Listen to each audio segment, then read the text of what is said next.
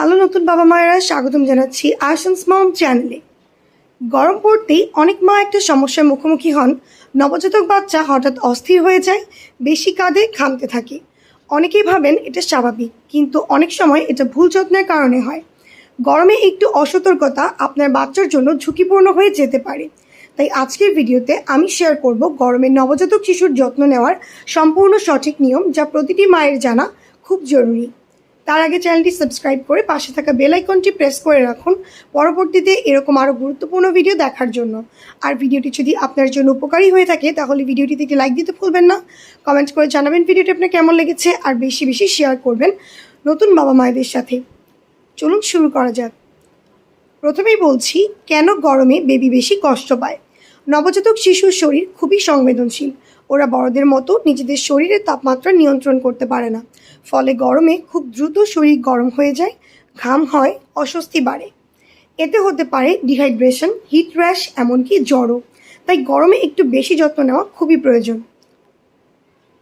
গরমে শিশুর জন্য সবচেয়ে গুরুত্বপূর্ণ বিষয় হলো সঠিকভাবে দুধ খাওয়ানো। মায়ের বুকের দুধই শিশুর জন্য সম্পূর্ণ খাবার এবং পানির উৎস। তাই প্রতি 1 থেকে 2 ঘন্টা পর পর বাচ্চাকে দুধ খাওয়ান। বাচ্চা চাইলে কখনো দেরি করবেন না। একটা গুরুত্বপূর্ণ বিষয়, 6 মাসের আগে শিশুকে আলাদা করে পানি দেওয়ার প্রয়োজন নেই। মায়ের দুধই সব কিছু পূরণ করে। গরমে বাচ্চাকে বেশি কাপড় পরানো অনেক বড় ভুল। অনেক মা মনে করেন বেশি কাপড় দিলে বাচ্চা নিরাপদ থাকবে, কিন্তু এতে উল্টো শরীরে তাপ বেড়ে যায়। তাই সবসময় পাতলা সুতি কাপড় ব্যবহার করুন। ঢিলা ও আরামদায়ক পোশাক পরান, 1 লেয়ার কাপড়ই যথেষ্ট। বাচ্চার আরামই এখানে সবচেয়ে গুরুত্বপূর্ণ। শিশুর ঘুম ঠিক রাখা খুবই জরুরি। গরমে ঘরের পরিবেশ যদি অস্বস্তিকর হয় তাহলে বাচ্চা ঘুমাতে পারে না। তাই ঘরে বাতাস চলাচল রাখতে হবে। ফ্যান ব্যবহার করতে পারেন, তবে সরাসরি বাচ্চার গায়ে না লাগে। ঘর পরিষ্কার ও শুকনো রাখুন। একটা ঠান্ডা ও আরামদায়ক পরিবেশ শিশুকে শান্ত রাখে।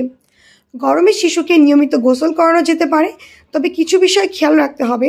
কুসুম গরম পানি ব্যবহার করুন। খুব ঠান্ডা বা খুব গরম পানি ব্যবহার করবেন না। বেশি সময় ধরে গোসল করাবেন না।